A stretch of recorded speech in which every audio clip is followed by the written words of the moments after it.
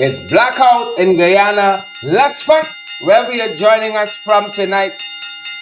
Let's fight and let's fight and let's fight. Pace and power. Good to see Eva Mathis. Janet George is here. Debbie Collins, German Griffith. Good to have all of you. As I said, folks, it's blackout somewhere in Guyana. Somewhere in GT, it's blackout. Share the line, smash that emoji button, folks. Wherever you're joining us from, share, share, share, share the live, folks. We hope we can get through an hour. We got lots to talk to you about. We might even have a guest or two dropping by. So share that live, folks. Let people know it's blackout in the Little Dubai. Little Dubai, it's blackout, folks, in the oil producing republic. It's blackout. Lyndon Gill and Leon Logan. Corinne Day, it's blackout, blackout, blackout, black. You all know what I mean. It's blackout. What do you think it means? It's just blackout. Welcome, folks. Welcome. Irvin Don Cook is here. Leon Logan is here as well. Pace and power. The AC is off because we're conserving energy just to push the lights so you guys can see us. Yep, Brenda Braffett. Good to have you there. Wenda, good to have you there as well. Good to see each and every one of you joining us live. Lester Williams, Maureen, Brendan, Robert King, Rastaman, Sandra Facey. Good to have you. Lennox Anderson, Andrew Griffith. Folks, y'all are on the line. Welcome in the ring. Good to have each and every one of you here, folks. Well, we ain't got too much time to play nice and this and that and such and so forth. Yep, because folks, we got the fight card set. You remember the fight card, right? the fight card don't even want to be set, folks. The fight card ain't set in. How y'all doing, good folks? The fight card set, and folks, if you all know our program, you all know we got the opener, folks. That's how we start. That's how we start the ball rolling. We have the opener. Yep, we got the opener. And you know, a lot was said, folks, last week at the United Nations Human Rights Committee, and the lines will change over the weekend. I was privileged to host the program. My party of choice, the Lines will Change, says that within 1 year being back in office, folks, in 2015, they would implement all the recommendations of that committee. Take a look. Take a listen. That's the opener, folks, as we started. I want to make a final thing on this matter, this United Nations. The Alliance of Change, we will implement these recommendations because we have started this work here by setting up the procurement commission, Camarade. Remember how much years they were absent for? We bring in the feds, the guys for the DA. We are the one who brought in the Money Laundering Act into effect. You understand? And even the Disclosure and the Witness Protection Act and all of that. But they have not operationalized these things. The Juvenile Justice Act. So many acts we passed, and they're not operationalizing. You're right there. We will certainly see the urgent implementation of all these recommendations, and we could see it within 1 year of being in government.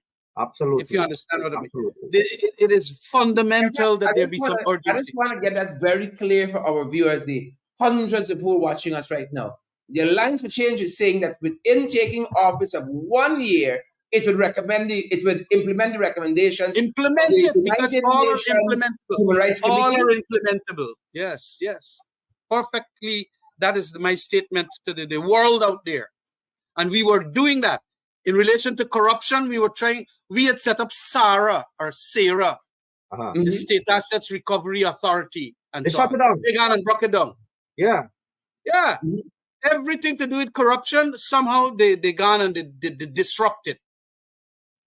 And even the agencies that they had, they gone and put different persons or personages to head it, and all now broken up, crumbling at the seams. Well, we should have given the government a trophy because Guyana now has become #1 corrupt country in the Caribbean. So we English-speaking Caribbean. English-speaking Caribbean. We should give there is that too. And you're quoting the International Transparency Index of 2023. I want to make a final. That's some of what was said over the weekend, folks. Welcome back. That's some of what was said over the weekend during that Alliance for Change program. Alliance in the move, folks. That's what we got to do as a coalition government. Implement all the recommendations. Let me see who corrupt. It's them boys. We know that corrupt to the core. And that was the opener, good folks. Welcome back, folks. It's blackout in Guyana. Is it blackout close to where you are? Do let us know if you're experiencing any load shedding. Welcome to our broadcast. Good to have all of you there. Got to get a bell to bring you in, folks. Is it blackout where you are? Do let us know. Is it blackout? Sandra Hanover, Roxanne Garway says corruption overload. Folks, how you guys in doing? Welcome to each and every one of you. Good folks, let's head into the 592. Just a couple of things. A lot of our discussion tonight is blackout, is GPL, and them boys that do have a guest who is going to be dropping by. So I really want to hasten to that. I really want to hasten to that discussion. Folks, there's a lot. Look, some of the things we're touching on tonight in the 592. Them boys are plain come. Let's start there. It's quite a few things we want to touch on, folks, happening in the 592. It's quite a few things. And that plane two planes, as a matter of fact, from India touched down at Chedijagan International. I put over the Easter weekend. How did you guys spend Easter? Over that Easter weekend, two planes touched down, and they said these are planes that were acquired by the Ghana Defense Force, two Indian Downer 228, or is it 228 planes? Downer 228 planes. And, this done got a little scandal brewing because they said some other places purchased these very planes at cheaper cost. How come we paying all this money for just two planes? I don't know if we're paying for the Indian Army planes to bring these smaller planes to Guyana, but right. So, folks, these are two Downer 228 or 228 planes from India, and they arrived at Chedijagan International overnight. They said they were manufactured by Hindustan Aeronautics Limited in a place called Kanpur, and they were designed to enhance lift capacity and reliability in moving personnel and cargo. And this now is frontally the Guyana Defense Force. Frontally. That's what they're saying. It's designed to enhance lift capacity and reliability in moving personnel and cargo. Yeah, a lot of questions being asked here, folks. Lots and lots of questions. How come we pay this big money for these planes? Are they second-hand planes? A lot of questions being asked, folks. We're monitoring the power at our end. A lot of questions. A lot of questions are being asked. And again, in the fight card for night, folks, Mr. Jagdio is speaking. He says they take all of the threats to their sovereignty very seriously. Any threats, as a matter of fact, to our sovereignty is taken very seriously.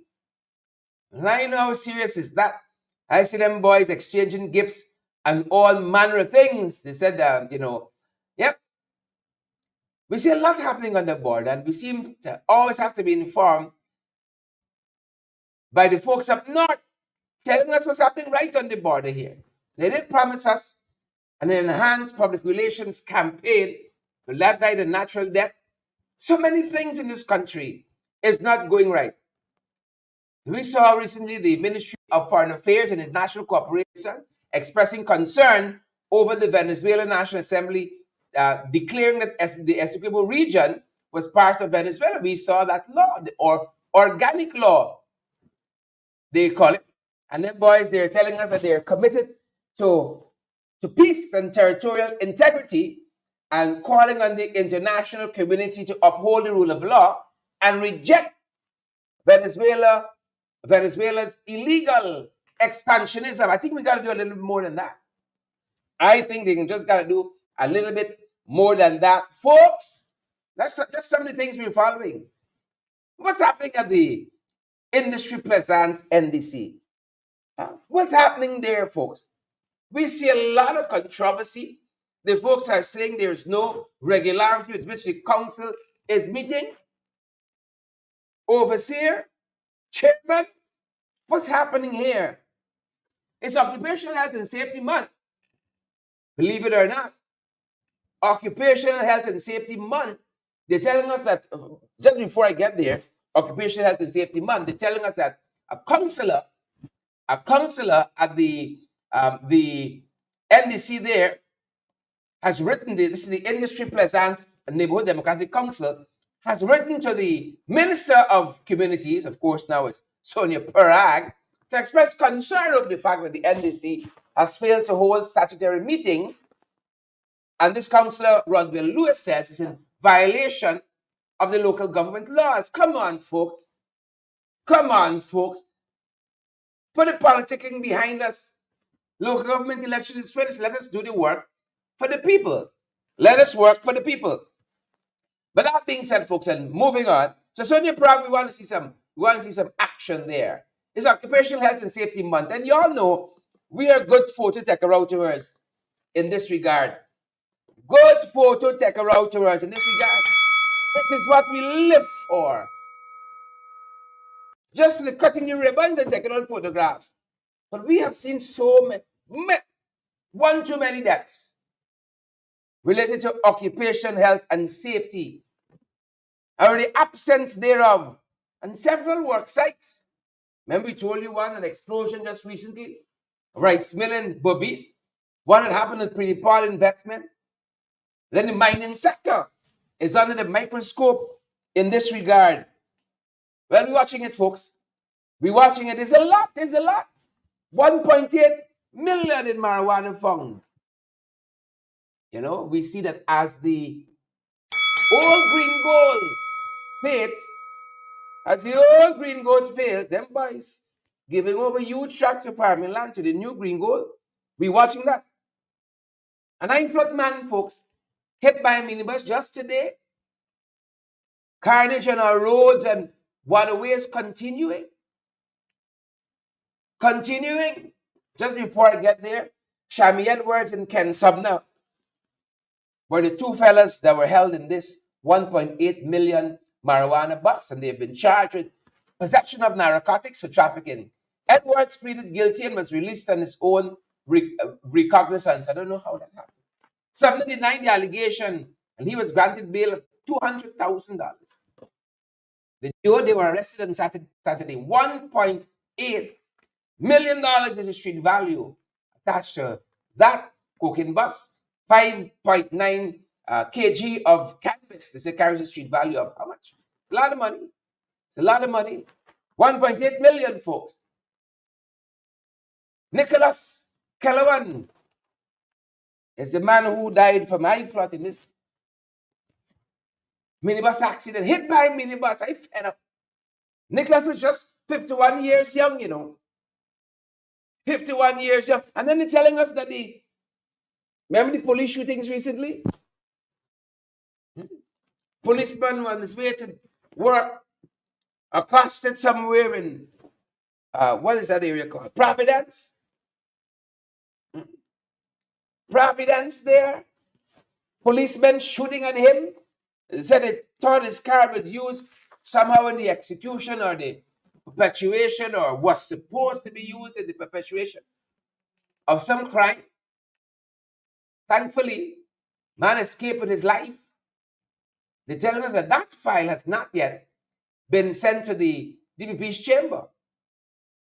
Remember Police Sergeant Alex Vaughn shot 3 times and killed. They were on their way in pursuit of Mr. Wong, Akim Wong, the escapee, deceased now, from Mazaruni.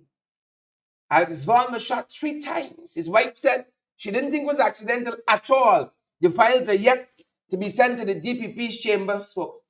Yet to be sent to the DPP's chamber. So we're watching that. How long it's going to take? Huh?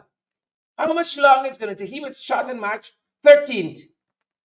On March 11th, 5 police officers opened fire on a police sergeant car at Republic Park. That was the name I was looking for.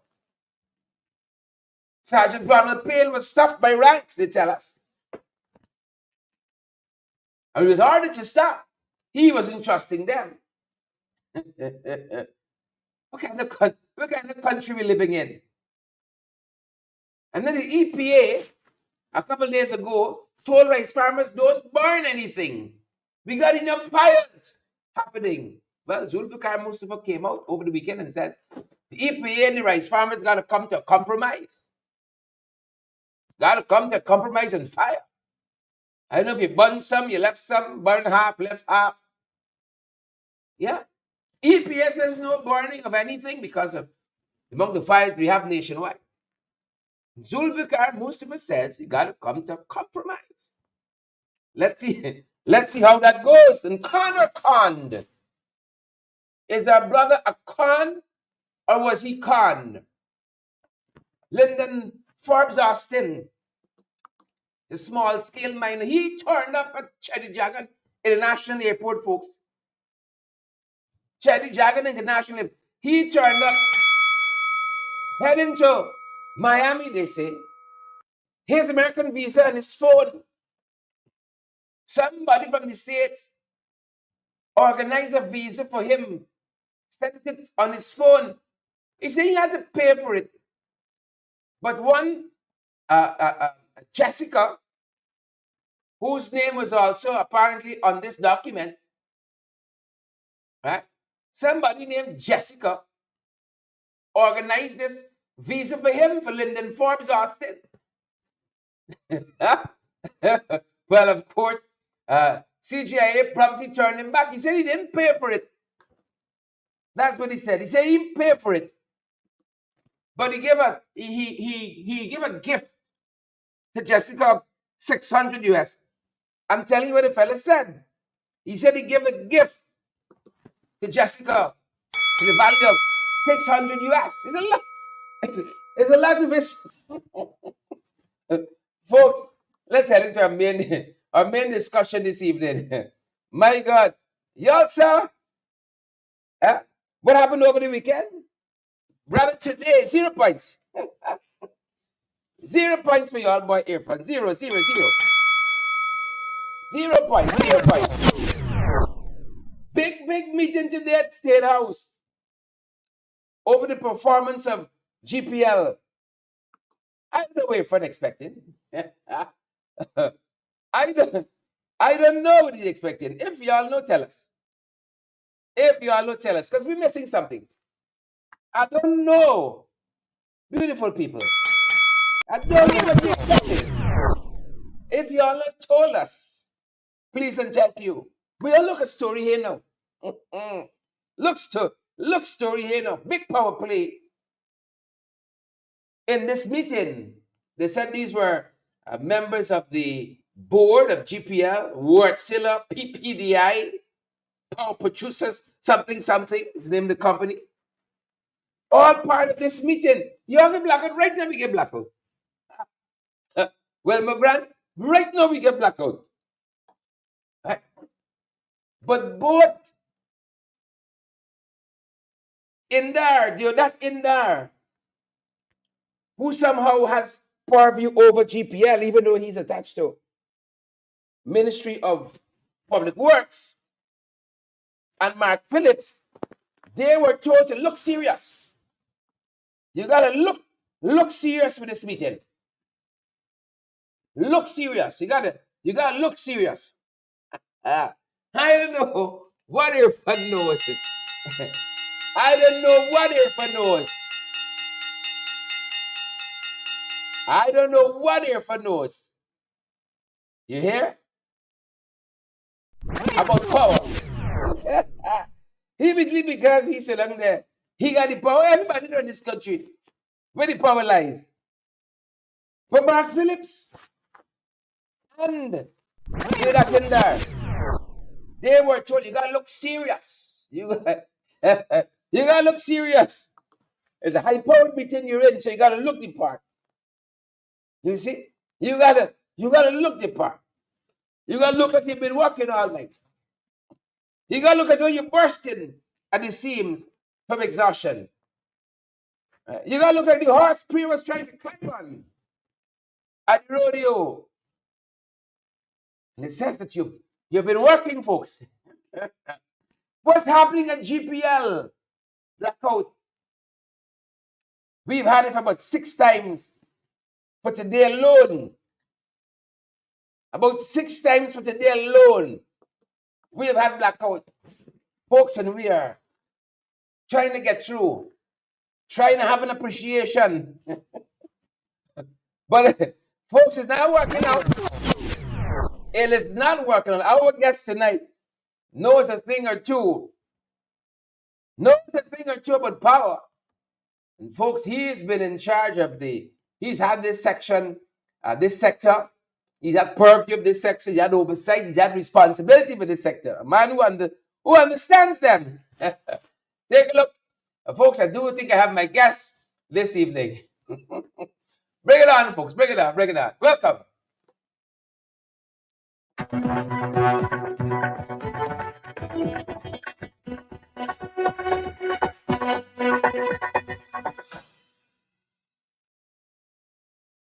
Folks, we are privileged to have with us tonight the one and only David Patterson. As you know, he was Minister of Infrastructure under the APNO AFC government, and he had specific responsibility for Guyana Power and Light. And I don't think there's a Guyanese out there, David Patterson, who would tell you that GPL wasn't doing better under the last administration. There were less and less blackouts. David, just today, as we said, the president met with some folks there at State House. He said these were representatives, part of the board of directors, management of Guyana Power and Light, also Power Producers and Distributors Incorporated, PPDI. These are folks you know very well, and Wärtsilä.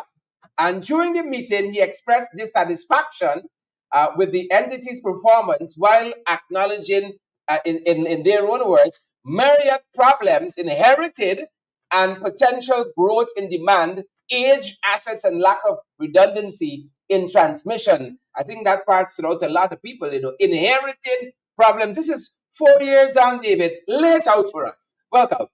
Look, welcome, Sharon. I'm glad to be here. I'm even happier that I could be addressing this issue.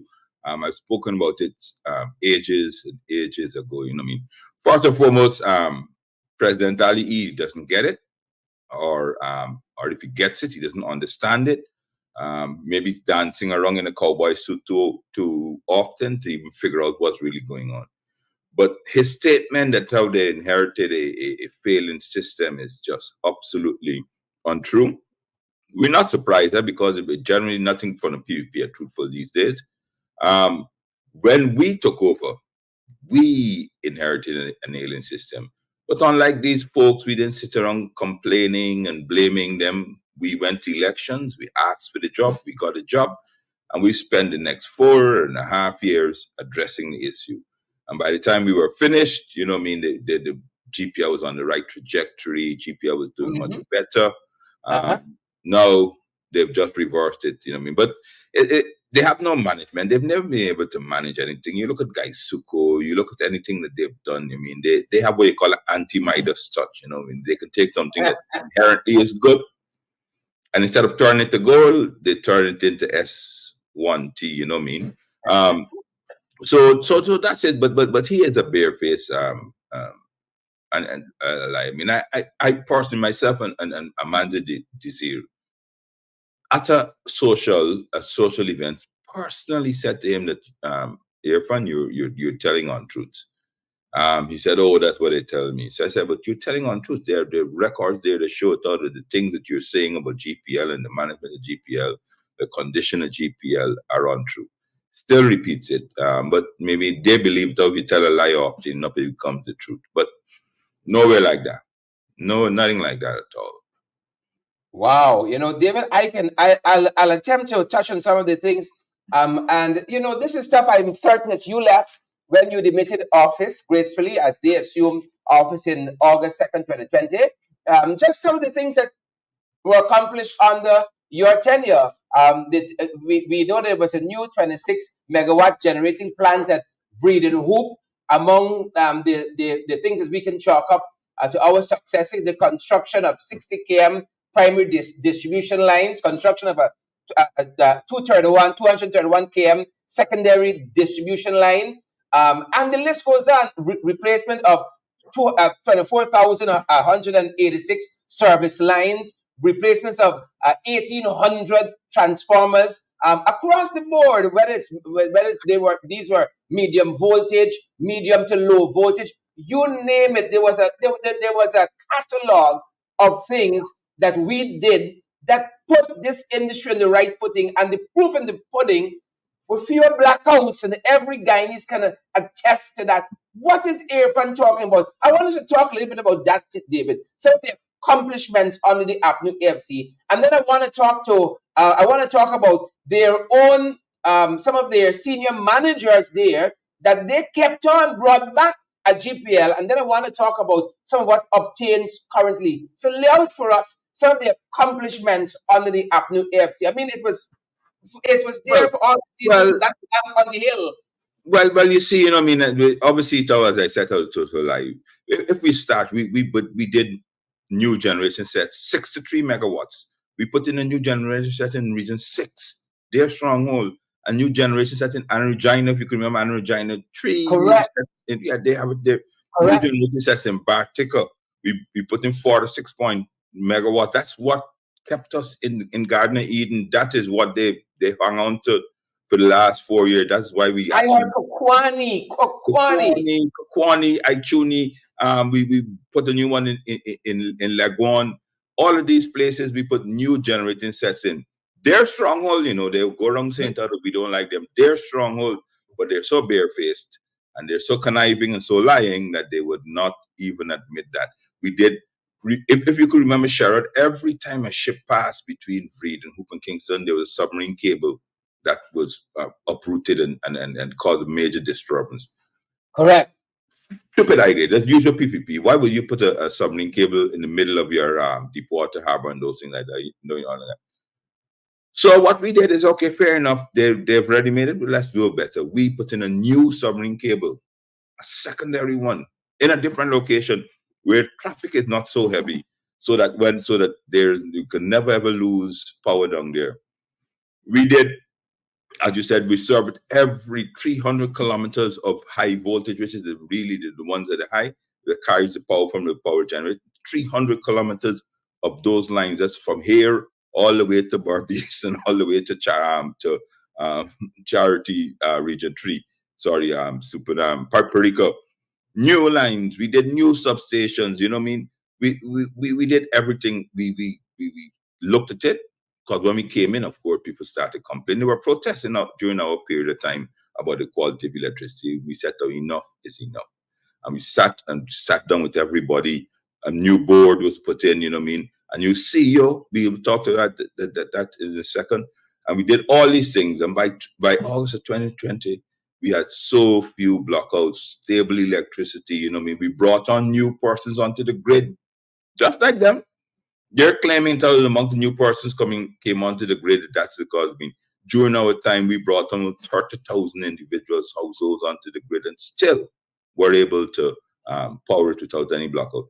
So they're just clueless. They're just liars. And of course, as you'd find in schoolyard bullies and fools, what they would do is blame someone else rather than saying to themselves, it's their fault. And Sherrod, you and every single opportunity, all the ministers, they have a ribbon cutting ceremony for a mall, a hospital, a dog shelter, a cow stable, that's not the same one in Rupununi, by the way, but they cow stables all the way around. And they tell you, this is great progress on the PPP. Hotels, they said they're building 12 new hotels, yet they have bought not a single new set other than those 17 containerized sets. And I'll talk about that in a second, that they bought last year to finish the generation. So they're opening these malls, they're opening these hospitals, opening these hotels, opening all these things to great fanfare, not realizing that these people need power. I mean, come on, even a primary school student would know that these people would need power. So when the feces hit the fan in last year, lo and behold, they went and they bought 17 third-hand containerized generator sets from somewhere in a scrapyard in Honduras. Now, Sherrod, you and your international viewers would know that nobody in their right mind has 17 working generator sets, container sets in any yard lane lying around. First and foremost, we've got to know how they heard about this. All the way in Honduras, they found these 17 sets.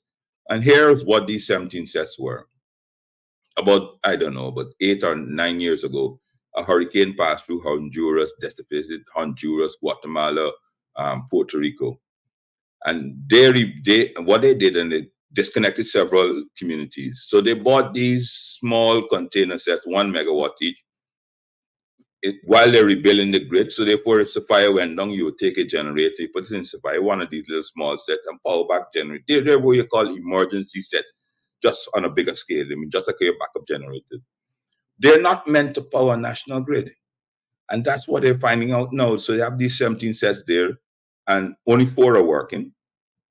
The other 13 can't can't start up because obviously they're only meant to power a few houses in the area, in the locality, and those in it.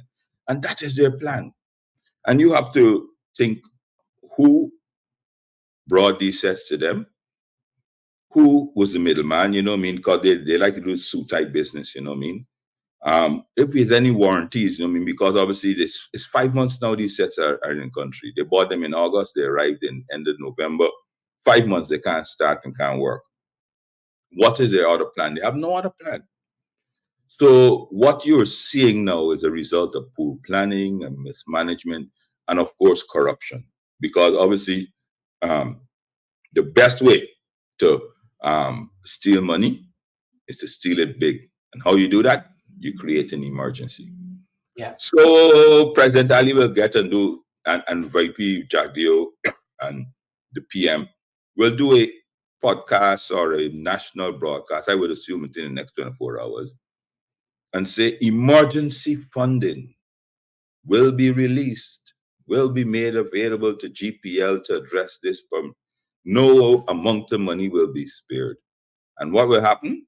If the Sugate type persons will come and bring us another set of third and fourth hand, just like the airplanes that you see they bought, you know, with somebody who got in the middle. Yeah. So this here is Airplane Gate, they're instigating these emergencies so that they can steal money. Because any other rational management would have realized you have a problem and would address it months and months ago. If you needed money, you would have gone to government. You've gone to the government. Budget 23 was in January 24. In January, you mean to tell me that you couldn't ask for the money in January, but they'll come and do emergency spending. No procurement, single source some old equipment, and then make a splash. Last rain we we're so desperate now because we have no electricity. We would accept this blatant raid on our coffers. Well, David, let me hasten on. At least we get some power outage suddenly at our parts too. David, we did so much, you know, it would take us a whole program just to itemize them. Upgrading call center facilities, development and implementation of a national grid code, integration of distributed renewable energy system. David, the list, you know, can go on and on and on. We talk about generation, Canefield Power Plant comprising 155. You know this thing. Anna Regina 5.4 megawatt plant. You know the list goes on. And we never do nothing, right? Year after year, we see the construction of new distribution lines, upgrade in existing lines, replacement of service line, replacement of transformers, hundreds upon hundreds of them, year after year, for 5 years. And testament of all the hard work you and your team did was the fact that we had less and less blackouts. Every year progressively went down. Correct. Blackouts became a thing of the past. And, you know, one of the things that we saw also operational improvements. We saw also improvements to the management team there at GPL. I'm trying to remember the exact phrasing of it, but y'all were capacity building, as it were, the top management there. Now, this is quite in contrast to what you inherited if we're talking about inheritance.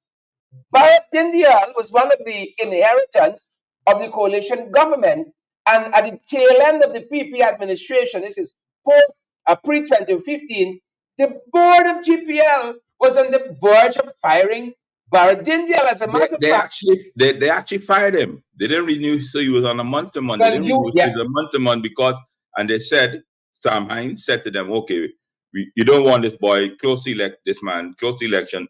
He'll stay there month-to-month until after elections. I mean, it's just because the board of GPL, headed by Winston Bransington of their board, a PPP board. On the day said that you know, I mean, that is below expectations. That this is a man that in the last few years, in the preceding 5 years before their term, destroyed 10 generating sets for GPL for no maintenance whatsoever. That's why we get him blockouts. I mean, this is a guy that was dishonest. They had that in the report. If the report is the public report, he's dishonest and all these things. So in 2015, him on a month-to-month contract. When the month, so we came in May, elected May 11. So at the end of the May, we said, well, you have no contract. Thank you very much for your service. And it's quite, go and enjoy yourself. And we launched. David, hold right there. You mentioned network maintenance issues. Now, this is pre-2015. Here is what the board said, David. The board said for the period 2012 to 2014, there has been an underperformance of the T&D maintenance, with budgeted amounts not being fully utilized. Correct. And redirected to other programs. This was just some of the glowing things, quote unquote. Exactly. That can't be made up. You know, I mean, that is the board, the actual document. I think is shared publicly. That you can refer to it. This is the status of the industry which they handed over, what we took from them, and we realized, oh my! Soon as we walked in, we realized, oh my, this is a mess. It's a failing industry.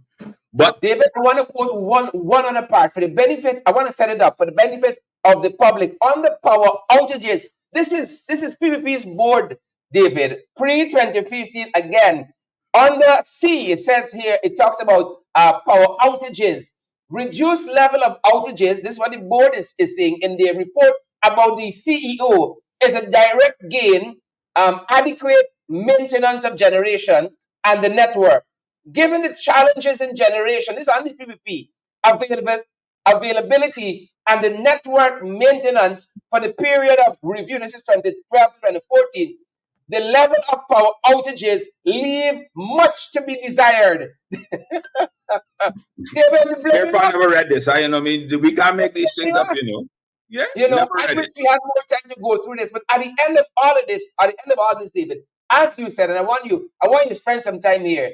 The board says it will not support the renewal of Baradindial's contract. This is PPP board. As soon as they came back in 2020, they brought up the same man that their board said they were not going to renew and did not renew his contract.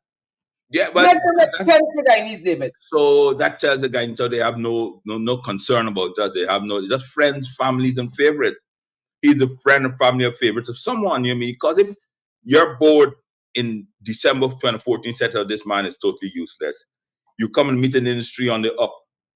If you bring the person that carried it down back, obviously you want to carry the industry back down, the GPL back down to where it was in 2014. All corruption, all mismanagement, no planning whatsoever. You fired an internationally recruited. Albert Gordon, when during a period about 15 years ago, Jamaica had the same problem with their network. Albert Gordon was the CEO and the head of the Utilities Commission that sorted out Jamaica's problem. We brought him here, and he spent 3 years. Come in, and he was hired through international ads. We placed ads in internationally, and we also hired a company, PricewaterhouseCoopers, to do the interviews and recommend the person. Wasn't a Guyanese, we didn't go and think in the APNU, and they recommended Albert Gordon. Came in, started doing an amazing job. Soon as they came in, just like Vince Adams, soon as they came in, fired this internationally renowned CEO who has vast experience, but 50 times more than all the people that and the new one that they bring. well, probably even 100 more times than the new one that they're bringing now, young Nandalal. And just like Vince Adams, Dr. Vince Adams sent him home, brought back Dindial, and we are reaping not the benefits, we're reaping the disaster of that decision. Albert Gordon came in and within 3 months presented to the government of Guyana a proposal costing $110 million US. He said, "Oh, I found 17 faults." I could always remember that day. 17 faults with our system that need urgent, immediately addressing. And it will cost $110 million US. We said, fair enough. We had no oil money. I must bear people that we didn't have the kitty jar that they have now. And we went in and went to the Ministry of Finance. They went to the ISDB and we made the application in the end of 2018 for the 110. And the application was proceeding quite long by, I reckon because the elections and COVID, it would have been approved and implemented. They came in and said, no, we're not interested in giving GPL this $110 million. And it wasn't for generators, it was to fix these same problems we have here. Stopped it, of course, because whoever the AP and UAF, the coalition government did, is wrong. 5 years ago, we could have been the problems we're having now, we identified them and we were addressing them. The whole thing, the design, the tenders, everything was obvious. Just waiting on the final approval to implement the loan. Stopped it, closed it down. Said out they don't want to send from that. They're going to take the money and they took the money and they're going to do all sorts of strange things, the sugar industry and those things like that. They're not interested in the GPL because obviously they have their pet baby, which is the gas ashore, which will be another failure. And that's what they did. So the Brabant Dindial, he got sick. I hope he recovers. You all hope everybody recovers. Yeah. Then they appointed a CEO, Mr. Nandalal's brother. I don't know if older or younger. Yeah, no one has applied. No one ever knew. No one else knows who interviewed him. No one knows his background. No one knows if he knows it. I hear his background is in accountancy. That's the word on the ground. He's an accountant. Well, why would you need an accountant to run a industry like that? You need real technical professional people. This is not a job for the boys type of job. You want to give a job for the boys, let them go to OP and sit next to the Prime Minister. Both of them are clueless, so therefore they can probably, between the two of them, come up with an idea. One for the year, because he hasn't, the Prime Minister come up with one as yet for the year. Maybe you can help him out, be his technical advisor on that. But no, it's true.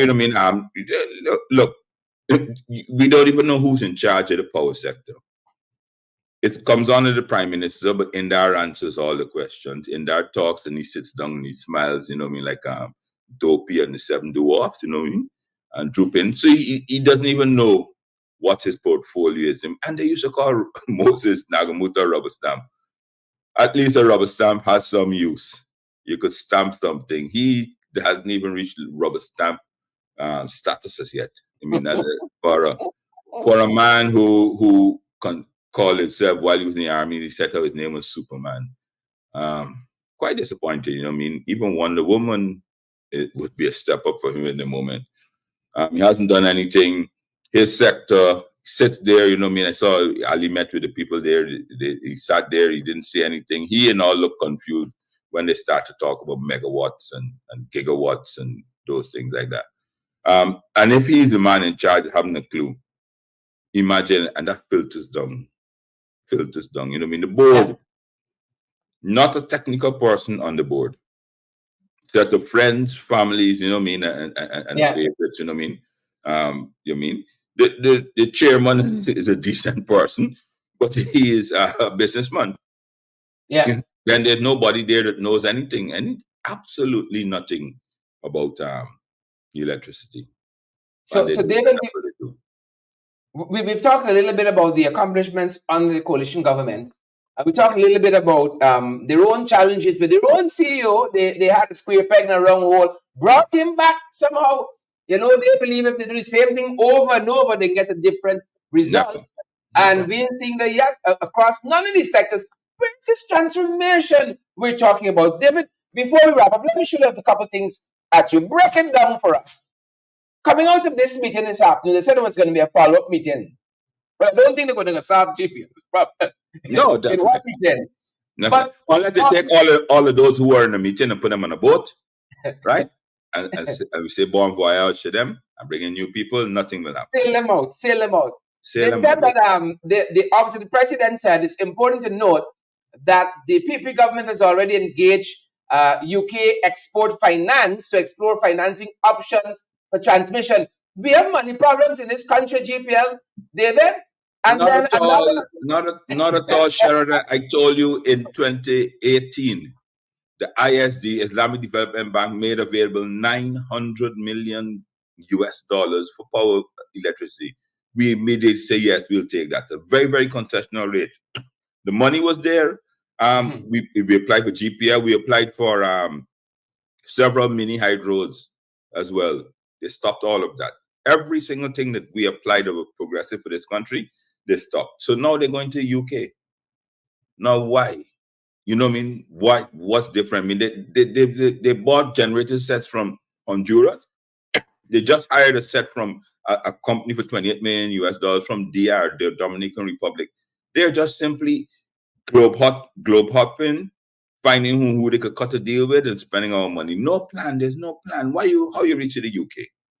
Why we anyway? You must say, listen to me. We're going to the UK because they have this specialty, that specialty, and it fits in our integrated plan. You just announcing these things and making people feel as though you everything is sorted out. This somehow, a lot of people can say this is leadership. You call GPL the big managers there and so on. And, this is leadership.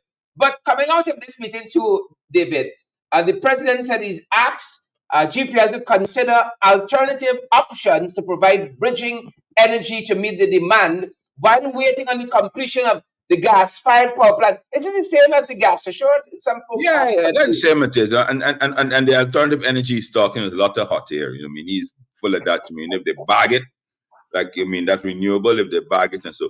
But speaking about that, Sherrod, no, you haven't made it nexus. And I thought you, the person that went to Tobago, would have made a nexus. I was coming there. That disappeared. That was headed to GPL. We know it was headed. It's proven headed to GPL. GPL's position is that it's not theirs until they receive it. Yeah. So, right. But it was heading to GPL. You know what I mean? Like 35,000 barrels. David, you said it. The other experts said it as well. Look to see who got the shortage. And you're gonna know it's who are. And you'll know what happened. So what happened? What happened now? Because you this 35,000 barrels through this third-hand medical person, right? You're now desperate for fuel. You go and buy fuel anywhere, and I'm sure what would have happened. They would have bought some dirty fuel. Somebody go to the bottom of some old boat and loose out the plug and full of barrel. You know how these runnings go. Put them in the generator. Put them in the generators, and of course, it mashed up the engine. You waiting here exactly. Of course, nothing gonna stay secret. There is a nexus between the fuel and the broken generators in Kingston and Gardner Eden. There is a nexus. Yeah. So every single thing is interconnected. So they try to hide, but moon around till they catch them. Yeah, and clearly their own folks are getting frustrated. We saw back when then over the weekend laced into the administration and GPL over the poor performance and saying nothing irregular. The math's not mathsing there at GPL. And look, 4 years in, David, you sat in cabinet. You are a minister in this government, a high rank, a senior minister too, with a major portfolio. Here is the president having to meet with the senior management at GPL, at the allied company, Wärtsilä, PPDI, and the rest of them, and to get a sense of what's happening. The question I have, David, what the hell are they discussing at cabinet? Do they have cabinet? Well, I can tell you. When I was in charge of GPL, and we had and we had an issue, first item on the agenda, the president and all the cabinet members put you there and set out, explain. You don't call the board. You know what I mean? I'm the subject matter. You say, listen to me, unacceptable. Give us a full detailed report of what's happening. Let us have it by this evening. Let us give us the solutions, etc.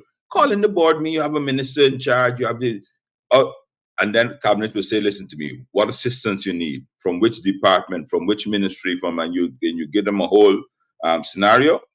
And as a team, we would work with it, but you have direct responsibility. They also insisted, the cabinet also insisted that you go, me as the minister, go and face the public, hold a press conference, me alone, explain to the public, give them the commitments and those things like that, you know what I mean? Because you are responsible for what you do.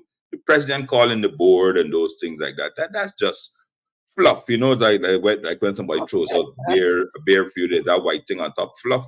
And when you, and it serves no purpose. You can't drink it, you can't do it, you just gotta swipe it away to get to the main stuff. That's just fluff. Pure fluff. And that's what Ali is good at, pure fluff. There's talks out the turn and those things like that, fluff. No meat, no substance, no planning, fluffy.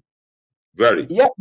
Maybe nothing is discussed at cabinet because, David, you remember, and Sabaknews took them to task here. There's a photograph of three of them sitting around a table at State House saying they're planning for the future of this country. And Jagger did say he's hired to go to cabinet. So maybe nothing of importance is really discussed at cabinet because, I mean, this is telling. David, as we wrap up, what can Guyanese expect in the next coming days, perhaps next coming month or two, with where power and light is concerned? Well, I mean, what they can expect, they'll have to do is a bit of rationing in the sense that, I mean, the sets in Kingston are done, the sets at Gardner Eden are done, and they'll tell you energy conservation. They'll come with, I mean, the PR words and those things like that. But what they'll have to do is strategically go back to the old days when you call it, what would they call it, schedule block or load shedding. Right? They have to do that because nothing they can do because it takes a year. It takes a year for them to manufacture a generator, and then they ship it down like a Warsaw generator, big power and those things. You ship it down and install it. So you're talking about 18 months and those things like that. The Gas to Shore project, they set out and finished in December 2025 when they're ready out to office. They're going to do exactly what they did with CGIA, you know. Leave us in the coalition with a basket to fetch water like we were at the airport. No design, no nothing at all. And then throw it in your hand and says, Euro, no. Gaisuko, you remember how they throw Gaisuko the day after the first cabinet meeting? It's you fail sugar. It's you fail. Right? Yes, the first cabinet meeting, if you folks don't know, the very first cabinet meeting, the Minister of Agriculture came in and said, oh, Gaisuko is broke. They have no money to pay their work at the end of the month. This is the very first. Exactly what happened to the Gas to Shore project. So what they're doing now, I guarantee you, they will announce, right, that they have found some middleman who will bring some type of generating set into the country to alleviate it. They're going to bring a power barge or something like that, Jamin. Totally no transparency, no nothing at all. But there are these middlemen who said, oh, I have a connection. I have somebody in Abu Dhabi and those strange places that you, yes, you know what I mean? Back of Vietnam, some old Vietcong, Vietnam War set, they can thing and they can do exactly what they do container.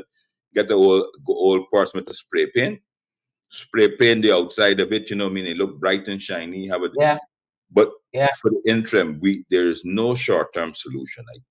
And don't let them fool you because they are so far down the rabbit hole. So many engines. What last week or before the last, I was in Rupununi, but last week the GPL technical guys called me to say in Kingston that they have missed 3 major overhauls and overhaul. I mean, like, you know, every 10,000 hours or something, you have to overhaul the engine because it works 24 hours. They've already missed 3 major overhauls. So therefore the engines are running longer than they should and they're more prone to breaking. That's what's happening now with the bad fuel and everything like that. They have 12 general maintenance to do, they just miss. So they're putting pressure on the existing engines to keep them working, and that will lead to a sort of catastrophic failure, you know, I mean, a domino effect. You know, so the people, I'm telling people, I mean, you don't let them fool you. We're in for a really rough ride. And then, of course, with the heat, we have now the heat wave, we have now more people are using ACs and those things. Everyone knows climate change. I mean, in cabinet is the champion of the earth. You know, I mean, he should have predicted climate change from now until the end of the millennium. I mean, he's so knowledgeable. Big Head is so knowledgeable. And then, you know, they act surprised that because climate change is happening, people are using ACs. and more demand. Yeah. You know what I mean? So I can't foresee a short-term solution to this. I know they'll try bringing in sets and signing contracts and those things like that. That's only very peripheral because it takes a while. Even if you buy a new set, even if you're going to rent a new set, these plants are massive. You're going to rent it from Alabama, per se, from Russia. It takes You a have to while. dismantle it, create it, bring it to Guyana, and set it up, hook it up to the grid. A year. The same, the containerized sets, they came in containers. So you're supposed to lift them up, plug them in. 4 out Yeah. of 17 working. 4 out of 17 working 5 months after. There's no short-term solution, you know what I mean? You only hear the headline, 17 generators. Even Joel Bagwandin said he was shocked to know that they were second-hand generators because nobody said that to them. But Sherrod, come on, you mean? When people seem surprised with these things, you know what I mean? You're getting the business. Yeah, where, I mean, Hapan Energy. You ever heard of them? Hapan Energy Guyana Inc. You go and when they check, they registered sometime earlier last year. Newcomers. They're not into they're supposed to be a electrical contractor or something like that out to Trinidad. That's the company. They don't have these generators on stock. But they look around, they see GPL, they pick up the phone, they call the partners down in Guyana. He said, man, look, go and tell them we can get these generators. I heard, even the technical team did not even go over and inspect the generators before they came.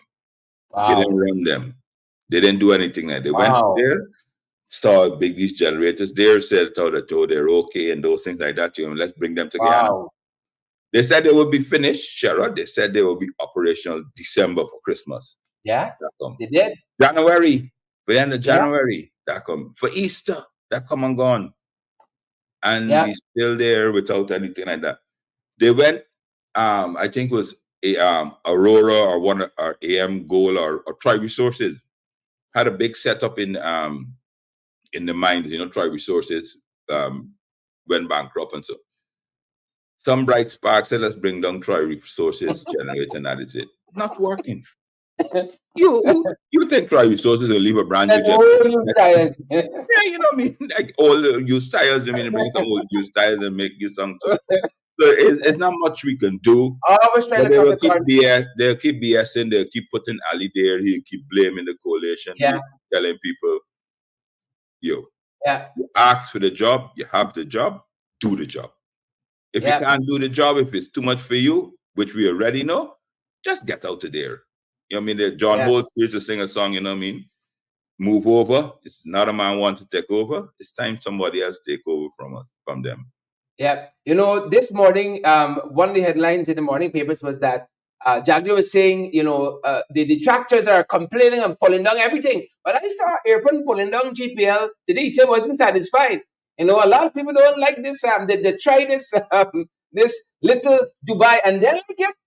This transformation, Irfaan keeps talking about people trying it, but they don't like this kind of transformation. Listen, I was a mutual friend of ours. Her house just earlier this afternoon. I checked in to see how she was doing. When I got there, she was in the car. I said, "You're heading out?" She said, "No, I enjoyed the AC's blackout." That's quite true. That's quite true. You know what I mean? Look, Dubai. This little Dubai thing is always reminds me of the Emperor's New Clothes. If you ever remember that childhood story with the Emperor, and he brought in a fancy tailor who made him an invisible suit, and everybody was ashamed to say, "Well, you think until the little boy said, but sir, you're naked." That's just what this little Dubai facade is. You know what I mean? They make it think that we are on the right, but no, we have no clothes, we have no idea, we're naked, we have nowhere to go. These guys are just clueless. They're simple petty thieves. Petty thieves with money to think. Because all they do, every single thing they do, any decision they make, they still gonna say, hey, at the back of their mind, how I could get in on this, boy. Correct. How I could get in on this.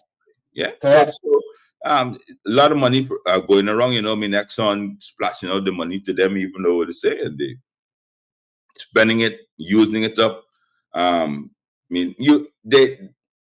they have not accomplished nothing that they started. I mean, great, you thought the Jumbie Bird Road, that's completed, right? Fair enough, that's complete. Those things, that the plans were there and those things like that. Simulated waves.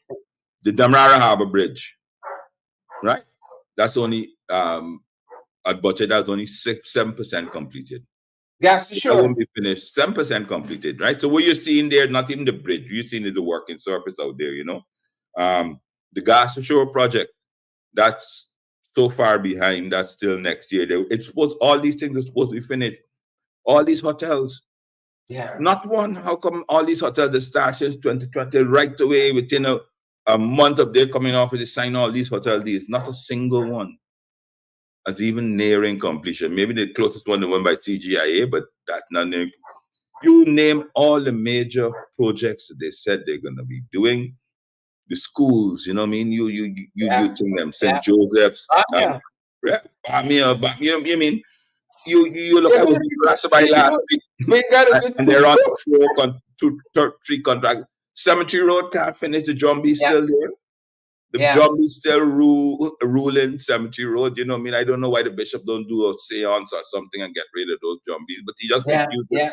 And that's the only some of that the bishop has. But you know, that's the only job he qualified for, the bishop, to get rid of Jumbies, and you're not even doing it correctly. You know what I mean? So you look through this, there's just a lot of, you look through the whole portfolio of all the things they say that they've done. Absolutely nothing has been completed. Sound and fury, but symbolizing nothing. Yep. They can't manage anything. Thanks for spending this time with us. My pleasure. We have to wait a couple months until we come back. Who know? And like a particular horse over the weekend, hold strain, guys. Oh yes. We have to say it out that we have to. Hearts went out to that horse. You know what I mean? He looked up and he said, "Now me, I'm not in the ring here at all. Not this ring. This jackass finished with that. Finish with that. Send another one to bat." David, thank you so much for being here. All right, good, Sharon. Thanks a lot.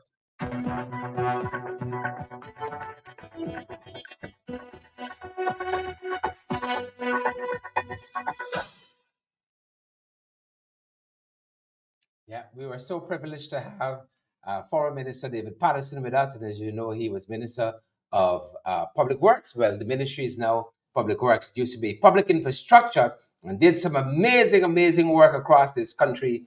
So happy to have had him shedding some light on those issues. And good to see so many